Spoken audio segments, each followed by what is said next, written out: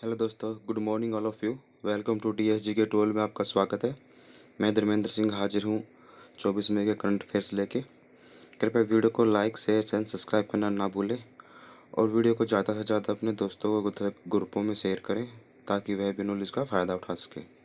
तो दोस्तों, अब आते हैं हम अपने करंट सेशन की तरफ।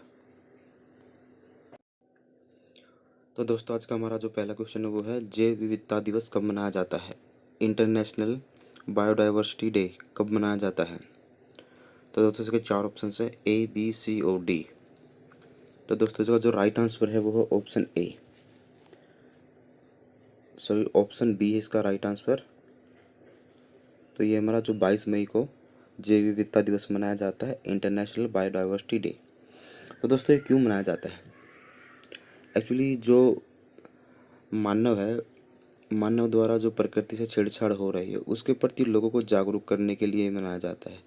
जैव विविधता सभा मतलब कई प्रकार के जीवों में अलग, जैसे अलग अलग प्रकार के कीटनाशक हैं, जीव हैं, सब जीवों में अलग अलग विविधता पाई जाती है तथा उनको प्रकृति द्वारा ही समन्वय स्थापित करना होता है और वो प्रकृति ही उनको कोऑर्डिनेट अपने हिसाब से, मतलब प्रकृति अपने आप संतुलन बना के रखती है। लेकिन क्या है, मानव ने प्रकृति के जो उसमें जो कंट्रोल है उसके अंदर इंटरफेयर करना शुरू कर दिया है।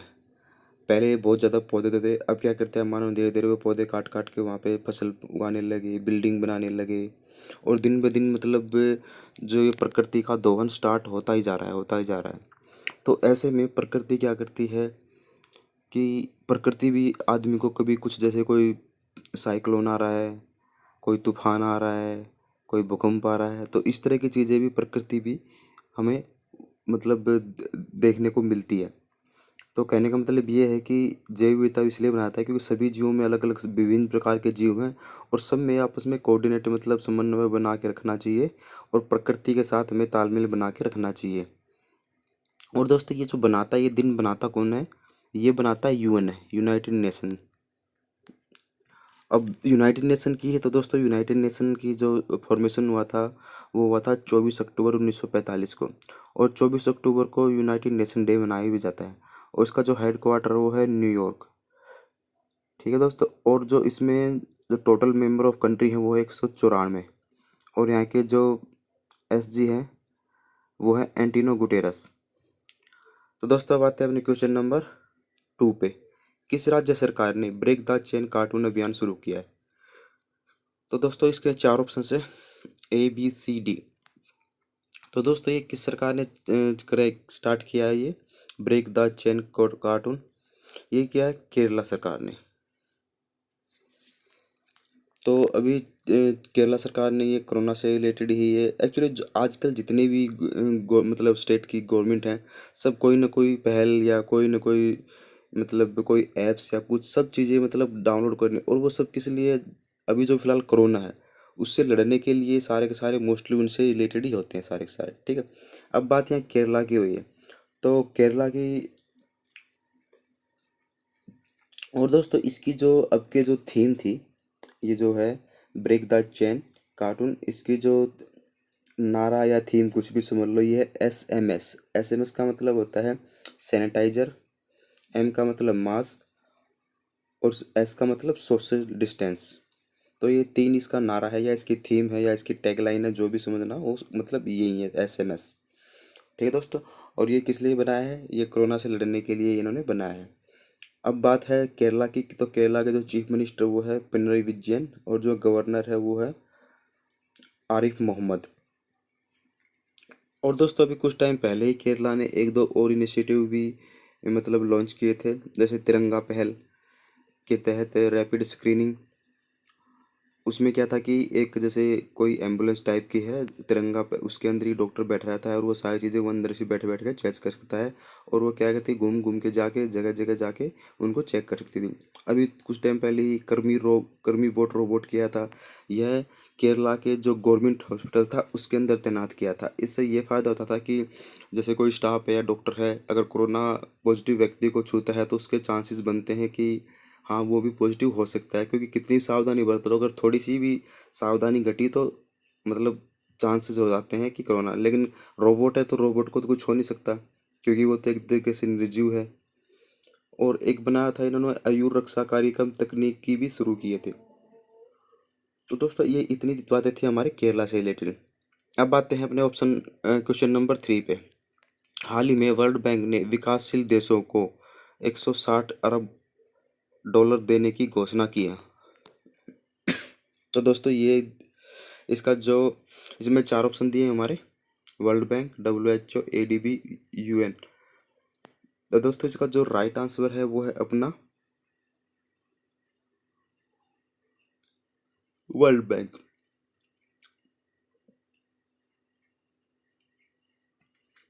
तो दोस्तों ये कितने, मतलब इन्होंने 160 अरब जो देने की वो है, ये वर्ल्ड बैंक ने, तो ये है 100 देशों को।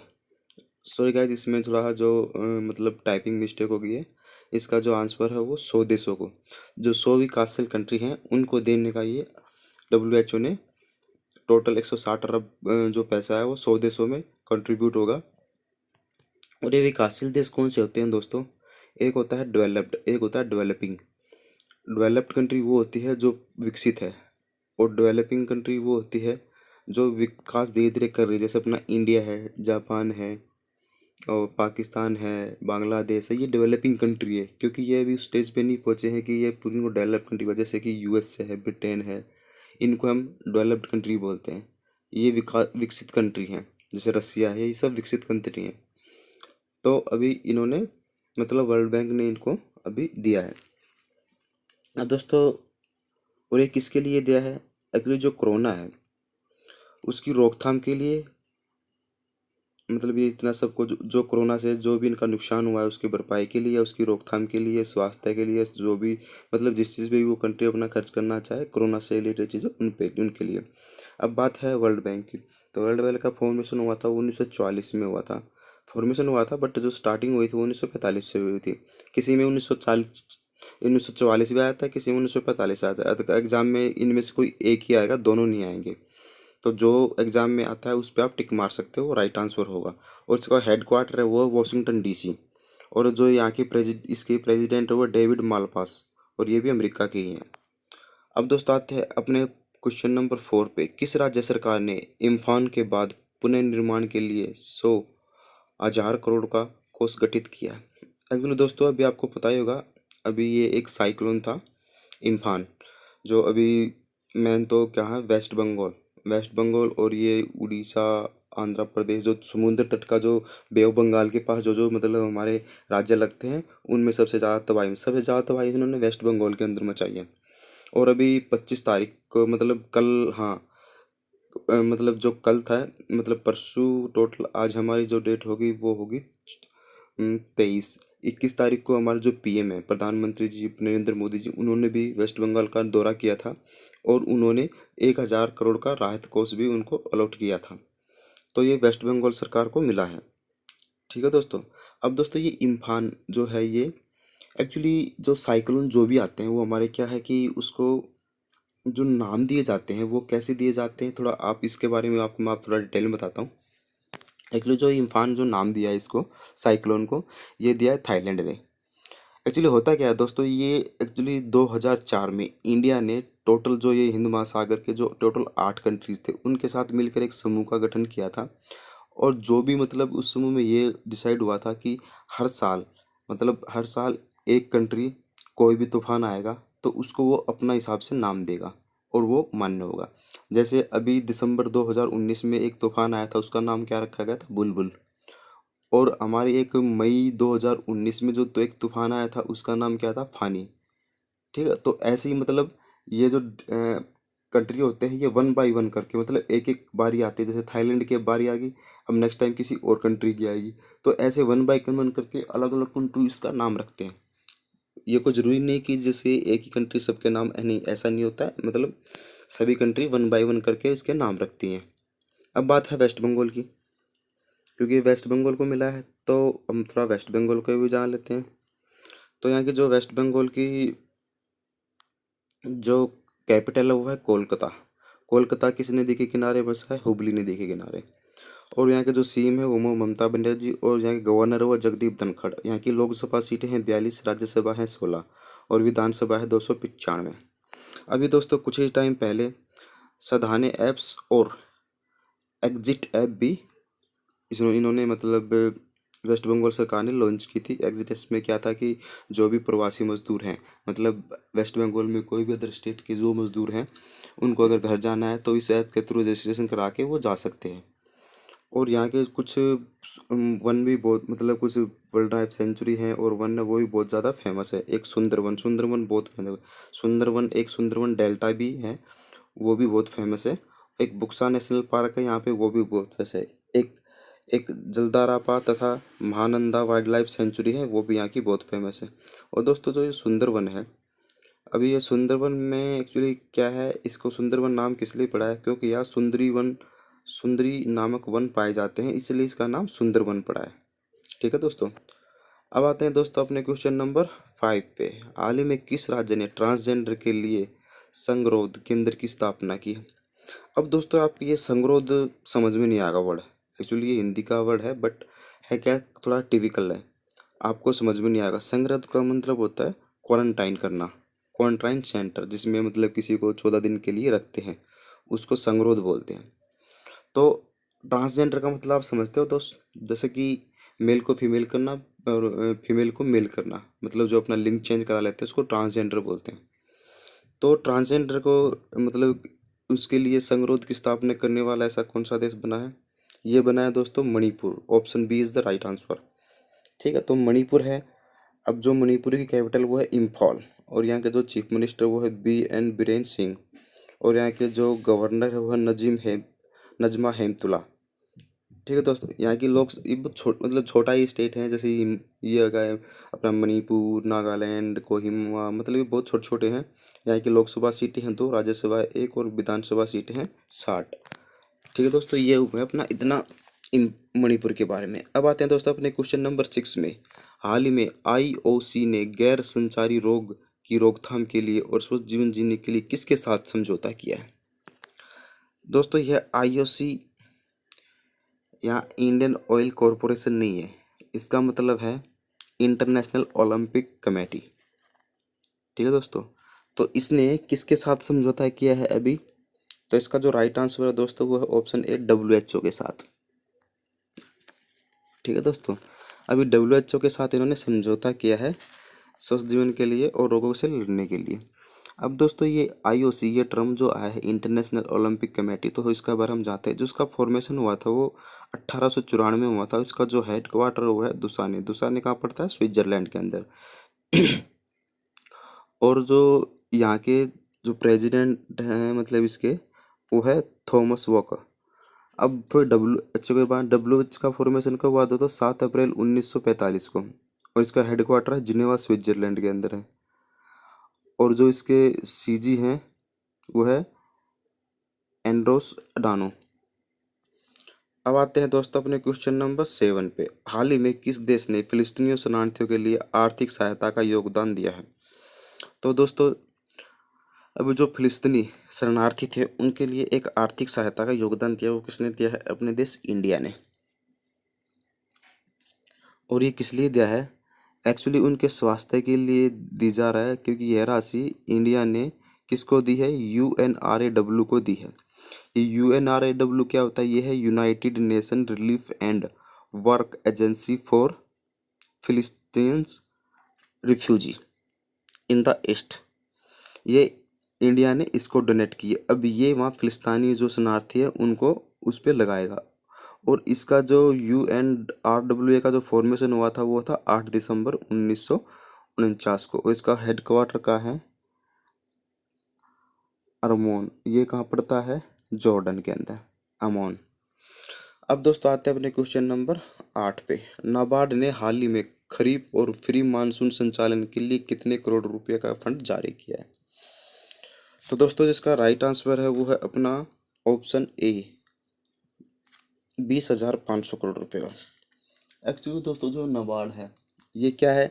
जो ग्रामीण इलाकों में जो किसानों को जो ऋण देता है उसका ये यही जो नाबार्ड है यही उनको जो लोन है वो इशू करता है, और कोई दूसरा मतलब इसका मेन काम यही होता है। जो नाबार्ड की फुल फॉर्म मिलती है वो है दोस्तों national bank for agriculture and rural development.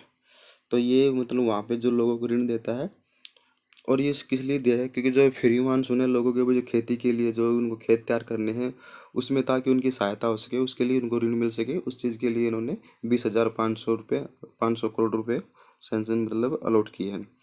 अब दोस्तों बात नाबार्ड की है, तो नाबार्ड का फॉर्मेशन 1982 में होता है, जिसको हेडक्वार्टर हुआ मुंबई में, महाराष्ट्र में।